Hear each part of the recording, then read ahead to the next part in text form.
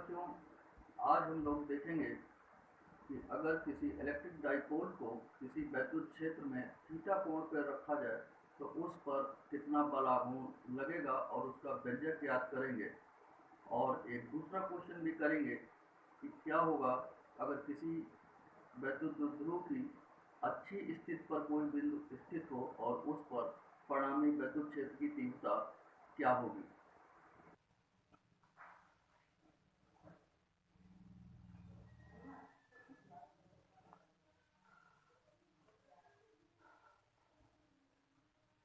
अब हम लोग एक क्वेश्चन करेंगे कि विद्युत तीव्रता ई वाले विद्युत क्षेत्र की तीव्रता ई वाले विद्युत क्षेत्र में थीटा कोण पर रखे विद्युत द्विध्रुव पर लगने वाले बल आघूर्ण टाउ का व्यंजक प्राप्त करो।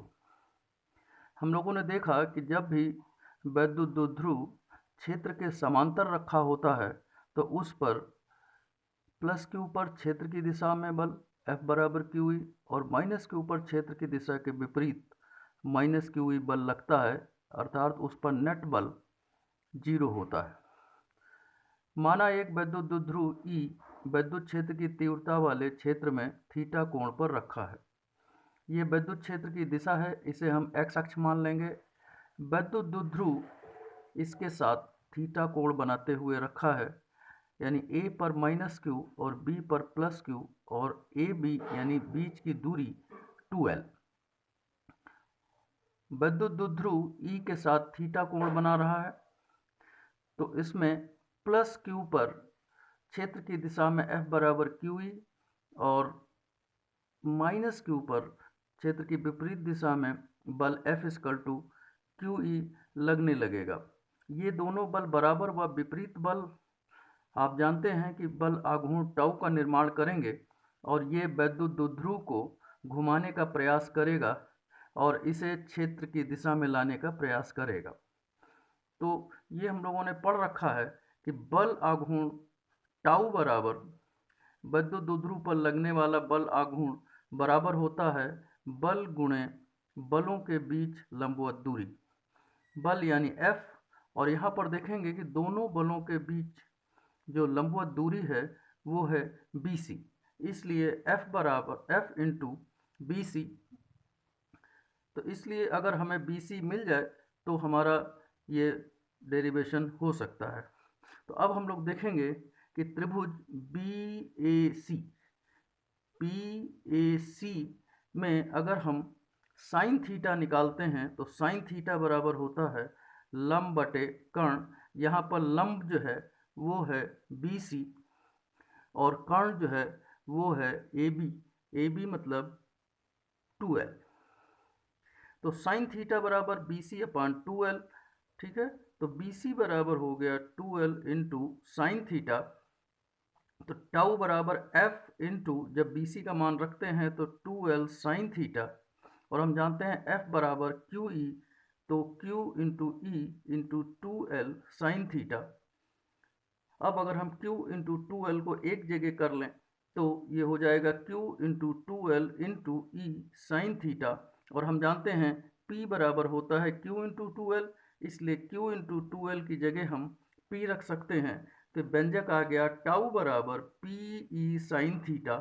अगर हम इसे क्रॉस प्रोडक्ट के रूप में लिखें तो टाउ वेक्टर बराबर P vector into E vector.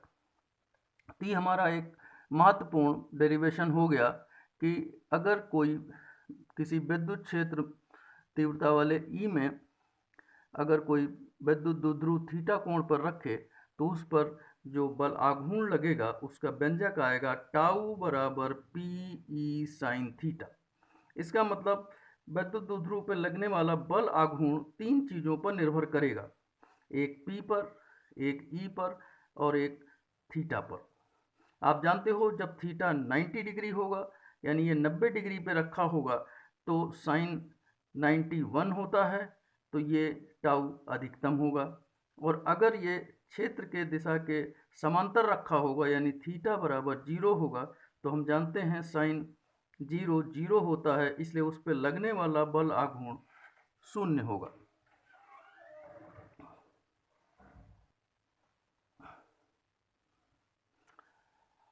अब बिंदु P वैद्युत द्विध्रुव की दो स्थितियों में पड़ सकता है।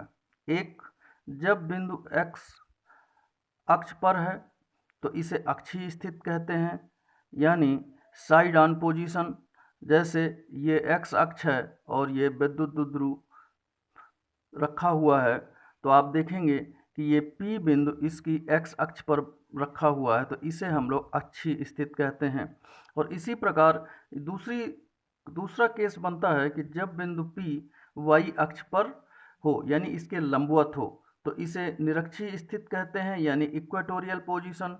तो ये वैद्युत द्विध्रुव हो गया +q - और ये y अक्ष हो गया, तो ये इसके जो है लंबवत पोजीशन पर हो गई। और बिंदु यहाँ P अगर यहाँ पर है तो इसे कहेंगे निरक्षीय स्थिति, लेकिन अगर ये बिंदु अक्ष पर पड़ता है तो इसे हम लोग कहते हैं अक्षीय स्थिति। अब हम लोग एक दूसरा महत्वपूर्ण सवाल करेंगे कि वैद्युत द्विध्रुव की अक्षीय स्थिति यानी साइड ऑन पोजीशन पर स्थित बिंदु पर वैद्युत द्विध्रुव के कारण परिणामी वैद्युत क्षेत्र की तीव्रता का व्यंजक प्राप्त करो। ये एक महत्वपूर्ण क्वेश्चन है। तो देखिए, यहाँ पर A पर +q रखा है और B पर -q रखा है, और ये x अक्ष है, और इसके x अक्ष पर ये बिंदु P है, और हमें इन दोनों आवेश यानी +q और -q के कारण P पर जो परिणामी विद्युत क्षेत्र की तीव्रता होगी उसका व्यंजक निकालना है। तो देखिए, हम लोगों ने पढ़ा है कि सारी दूरियां विद्युत द्विध्रुव के मध्य बिंदु O से निकाली जाती हैं, क्योंकि हम इसे मूल बिंदु की तरह ट्रीट करते हैं।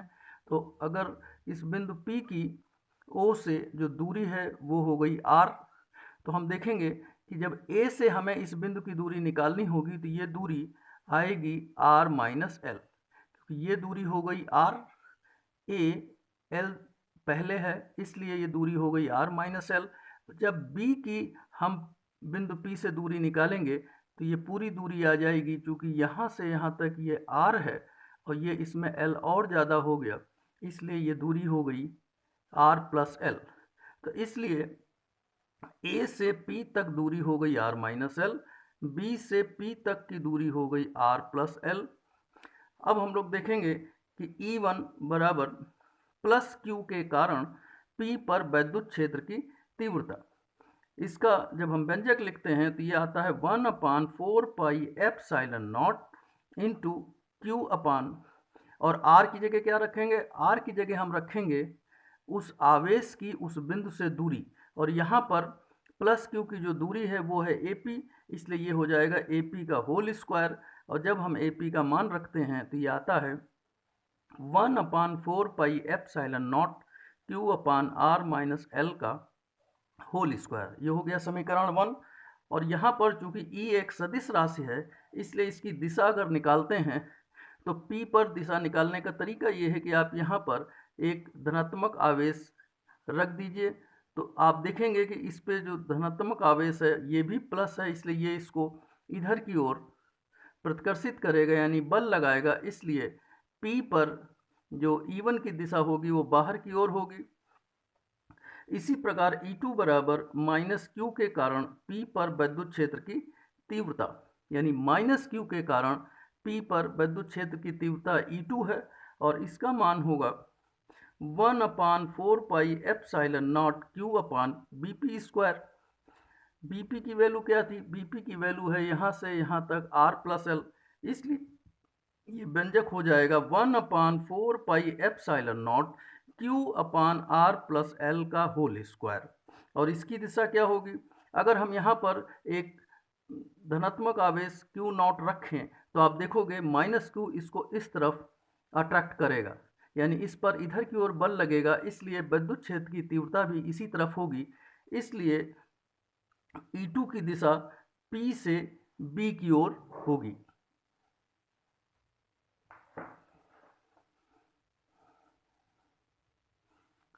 तो E जो P पर दोनों आवेशों के कारण परिणामी क्षेत्र की तीव्रता है, तो E बराबर P पर परिणामी क्षेत्र की तीव्रता, और ये हो जाएगा E बराबर E1 + E2। आप जानते हैं कि ये सदिश योग है यानी वेक्टर सम है। यहाँ पर सदिश राशि का मान हम लोग उचित चिन्ह के साथ रखेंगे, तो अगर एक दिशा को हम प्लस मानते हैं तो दूसरी दिशा अपने आप माइनस चिन्ह के साथ ली जाती है। इसलिए E1 प्लस साइन के साथ और E2 माइनस साइन के साथ रखेंगे तो E बराबर हो जाएगा E1 माइनस E2। अब हम E1 और E2 का मान रख करके और इसे सॉल्व करेंगे। तो देखिए E1 बराबर 1/4 pi epsilon naught Q upon R minus L का whole square minus 1/4 pi epsilon naught Q upon R plus L का होल स्क्वायर। इसमें हम देखेंगे कि 1/4 pi epsilon naught Q common होगा तो अंदर बचेगा 1/R माइनस L का whole square minus 1/R plus L का होल स्क्वायर। अब हम ब्रैकेट के अंदर को जब सॉल्व करेंगे तो इन दोनों का जो लासापा है वो आएगा R माइनस L का whole square into R plus L का होल स्क्वायर। जब हम इससे भाग देंगे तो ऊपर बचेगा R प्लस L का होल स्क्वायर माइनस जब R प्लस L स्क्वायर से इसको भाग देंगे तो ये आ जाएगा R माइनस L का होल स्क्वायर। हमने ये पढ़ रखा है कि a प्लस बी का whole square minus a minus b का होल स्क्वायर। जब हम इसे खोल कर सॉल्व करते हैं तो ये आता है 4ab। हम इसे डायरेक्ट यूज़ करेंगे तो यहाँ पर हम देखेंगे a की जगह r है, b की जगह l है, तो r प्लस l का whole square minus r minus l का होल स्क्वायर बराबर जैसे यहाँ 4ab होता था ये हो जाएगा 4r इंटू l। तो E बराबर 1/4 एप्सिलॉन नॉट Q ऊपर आ गया 4 इंटू आर इंटू एल। और देखो ये है a माइनस बी, ये है a प्लस बी। आप जानते हो जब ये गुणा हो जाएगा तो ये हो जाएगा r square minus l square का होल स्क्वायर। ये हो गया समीकरण 4। चूँकि p अब हम इसे 4 को लिख सकते हैं 2 इंटू 2, ठीक है, और q और l को एक पास अगर लेते हैं तो हम लिख सकते हैं कि 2 into 2 into q into l into r, और 2 इंटू क्यू एल की जगह हम p रख सकते हैं।